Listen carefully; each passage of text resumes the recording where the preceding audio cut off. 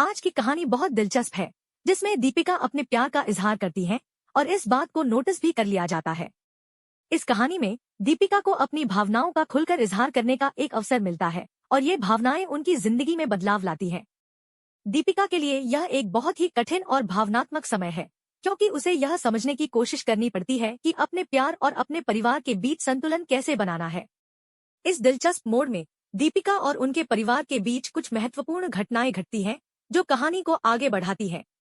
दीपिका की जिंदगी में एक बड़ा मोड़ तब आता है जब उन्हें उनके पासपोर्ट से जुड़ी एक गलती का पता चलता है। उनके पासपोर्ट पर जो नाम लिखा गया था वह गलत था और यह नाम उनकी मां का नाम नहीं था। यह गलती दीपिका के पासपोर्ट पर थी, जिसे उनके पापा ने सही करवा दिया। यह घटना दीपिका को समझाती है कि उसे अपनी कुछ पुरानी यादों को भूलने की जरूरत है, क्योंकि अगर वह उन्हें नहीं भूलेंगी तो उनकी खुद की जिंदगी में समस्याएं आ सकती हैं। दीपिका के पापा उनसे कहते हैं, आपको अपनी मां को भूलना ही पड़ेगा, और दीपिका भी यह समझ जाती है कि कुछ यादों को भुलाकर ही वह आगे बढ़ सकती है। इस दौरान वह सोचती है कि क्या वह सचमुच अपनी एसएम को भूल सकती है या नहीं। दीपिका का यह दिलचस्प विचार उसके जीवन के सबसे अहम मोड़ों में से एक है, क्योंकि यह उसे अपने अतीत से बाहर निकलने के लिए मजबूर करता है। वह खुद से कहती है, मैं दीपिका को भूलने की कोशिश करूंगी, लेकिन उनका दिल यह मानने को तैयार नहीं होता। जैसे ही रात होती है, दीपिका और उनके पापा एक नई कहानी की तलाश करते हैं। दीपिका को यह समझने में मुश्किल हो रही होती है कि वह दीपिका को कैसे भूल सकती है। दीपिका के पापा कहते हैं, देखिए, हम आपके पापा से बात कर रहे हैं। वह दीपिका को नहीं जानते, लेकिन हम यह कह सकते हैं कि दीपिका और पापा की एक कहानी जरूर शुरू होगी। दीपिका यह सोचकर परेशान हो जाती है कि कैसे वह अपनी पुरानी यादों को छोड़ सकती है और नए रिश्ते की शुरुआत कर सकती है। फिर एक और दिन आता है और दीपिका के पासपोर्ट का इंतजार खत्म होता है। जब उसे उसका पासपोर्ट मिल जाता है तो वह खुशी से उछल पड़ती है। लेकिन खुशी का यह पल ज्यादा देर नहीं टिकता, क्योंकि लावण्या, जो कि दीपिका की मां है, पासपोर्ट छीन लेती है और गुस्से में कहती है, तुम जितना चाहो उतना कर लो, लेकिन मैं तुम्हें इस घर में रुकने नहीं दूंगी। दीपिका का मन खट्टा हो जाता है और वह यह तय कर लेती है कि अब वह इस घर में नहीं रह सकती। दीपिका के पापा ओमकार बीच में आते हैं और कहते हैं, अब जो होना है वह होकर रहेगा। इसके बाद दीपिका के पासपोर्ट को फाड़ दिया जाता है और यह स्थिति एक गंभीर मोड़ लेती है। दीपिका को यह समझ में आता है कि वह अपनी भावनाओं और रिश्तों के बीच में उलझी हुई है और वह कोई भी कदम उठाने से पहले अच्छे से सोचने की कोशिश करती है। इस बीच दीपिका को यह भी समझ में आता है कि वह जिन रिश्तों को छोड़ने की कोशिश कर रही है वे भी उनके लिए बहुत महत्वपूर्ण हैं। दीपिका को अपनी पुरानी यादें फिर से ताजगी से महसूस होती हैं और वह सोचती है कि क्या वह इन यादों को छोड़ सकती है या नहीं। एक दिन एक लड़का अपनी प्रेमिका को शादी के लिए प्रपोज करता है और यह दृश्य दीपिका को अपनी पुरानी यादों की याद दिलाता है। वह सोचती है, क्या वह अब अपने पुराने रिश्ते को छोड़ सकती है, जैसे यह लड़का अपनी प्रेमिका से शादी के लिए प्रपोज कर रहा है। इस पूरे घटनाक्रम में दीपिका को यह समझ में आता है कि पुरानी यादें और पुराने रिश्ते छोड़ने की कोशिश में उसे खुद को भी खोने का खतरा हो सकता है। वह सोचती है, क्या मैं एसएम को भूल सकती हूँ? दीपिका को यह एहसास होता है कि कुछ चीजें याद रखना भी जरूरी है, क्योंकि ये चीजें ही हमें आगे बढ़ने की ताकत देती हैं। वहीं दूसरी ओर रागिनी, जो कि दीपिका की बहन है, अपने घर से बाहर चली जाती है और उसे तलाशने की कोशिश करती है। दीपिका के पापा ओमकार कहते हैं, यह कैसे हो सकता है कि वह घर से चली जाए? तभी पृथ्वी नाम का एक लड़का कहता है, मैंने सीसीटीवी फुटेज देखी है और रागिनी खुद ही घर से बाहर गई है। रागिनी की गुमशुदगी दीपिका और उसके परिवार को परेशान कर देती है और वह उसकी तलाश में लग जाते हैं। रागिनी एक कार्ड लेकर बाहर जाती है और इस दौरान उसे कुछ लोग परेशान करते हैं। ये वही लोग होते हैं जिनसे वह पहले मिली थी और यह लोग रागिनी को पकड़ने की कोशिश करते हैं। रागिनी को यह सब याद आता है और वह उन लोगों से बचने के लिए अपनी पुरानी रणनीति अपनाती है। वह वही तरीका अपनाती है जो उसने पहले एक मेले में सीखा था और इससे उसे कुछ राहत मिलती है। यह कहानी हमें यह सिखाती है कि पुराने रिश्ते और यादें हमें छोड़ने की कोशिश करते समय हमें सावधानी बरतनी चाहिए। पुराने रिश्तों को भूलने की कोशिश करते हुए हमें अपनी पहचान और अपने अस्तित्व को खोने का डर नहीं होना चाहिए। दीपिका और रागिनी के बीच का घटनाक्रम बहुत ही दिलचस्प मोड़ पर पहुंच जाता है। रागिनी, जो पहले अपने माता पिता से छिपकर बाहर निकल आई थी, अब कुछ नई मुसीबतों का सामना कर रही है। एक दिन जब रागिनी बाहर जाती है और होटल में पहुंचती है तो वहां पर एक अजनबी से उसकी मुलाकात होती है। वह अजनबी रागिनी से पूछता है, क्या आपको पानी चाहिए? रागिनी उसे कहती है, हाँ, और फिर वह समोसे और जलेबी का ऑर्डर देती है।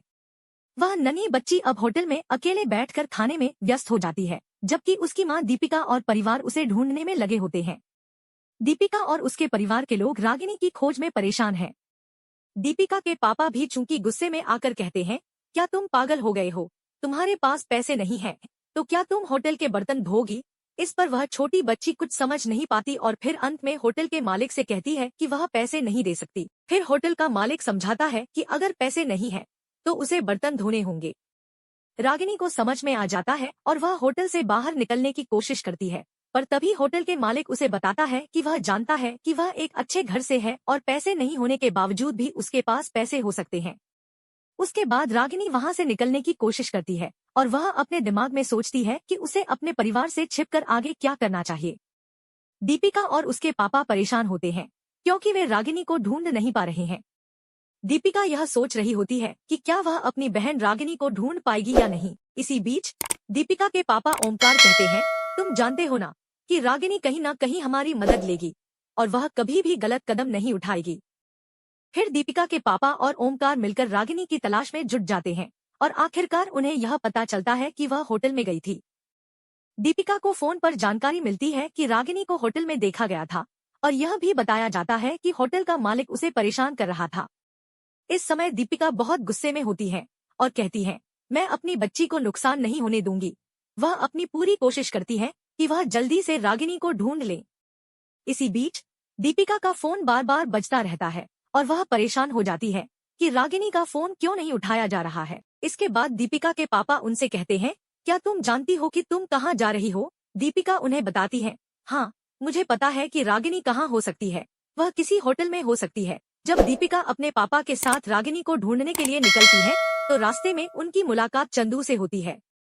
चंदू, जो कि दीपिका का पुराना दोस्त है, दीपिका को समझाता है कि वह भी बगल के ही इलाके में रहता है और रागिनी की मदद कर सकता है। इस पर दीपिका को समझ में आता है कि अगर चंदू उनकी मदद करेगा तो वह रागिनी को जल्दी से खोज सकती है। चंदू यह भी कहता है कि वह पूरी तरह से दीपिका की मदद करने के लिए तैयार है, लेकिन दीपिका के मन में यह सवाल उठता है कि क्या चंदू सच में रागिनी की मदद करेगा या नहीं। चंदू से यह उम्मीद जताते हुए दीपिका ने कहा, मैं चाहती हूँ कि तुम हमारी मदद करो, लेकिन हमें रागिनी को सुरक्षित लौटाना है। इस बीच दीपिका और चंदू के बीच एक और बातचीत होती है जिसमें दीपिका के पापा भी शामिल होते हैं। दीपिका के पापा कहते हैं, आप लोग हमारे लिए बहुत मददगार साबित हो सकते हैं, लेकिन रागिनी को सुरक्षित घर लाना ही हमारी सबसे बड़ी प्राथमिकता है। इस घटना के बाद दीपिका और उनके परिवार का ध्यान फिर से रागिनी पर केंद्रित होता है। दीपिका सोच रही होती है कि क्या वह रागिनी को जल्दी ढूंढ पाएंगी, लेकिन उनका मन शांत नहीं हो पाता। रागिनी कहीं गुम हो चुकी थी और अब दीपिका को वह बहुत परेशान करने वाली स्थिति लगने लगी। दीपिका का मन यह सोचकर परेशान था कि कहीं रागिनी को कुछ हो न जाए, क्योंकि वह बहुत छोटी है और अकेले बाहर जा रही है। फिर अचानक से दीपिका को फोन पर खबर मिलती है कि रागिनी होटल में बैठी है और वह कुछ खा रही है। दीपिका यह सुनकर थोड़ी राहत महसूस करती है, लेकिन वह अब भी यह नहीं जानती थी कि रागिनी कहाँ जाएगी। जब दीपिका होटल पहुंचती है तो वह रागिनी को होटल के अंदर बैठा पाती है। रागिनी ने समोसे और जलेबी खाई थी और वह खुश थी।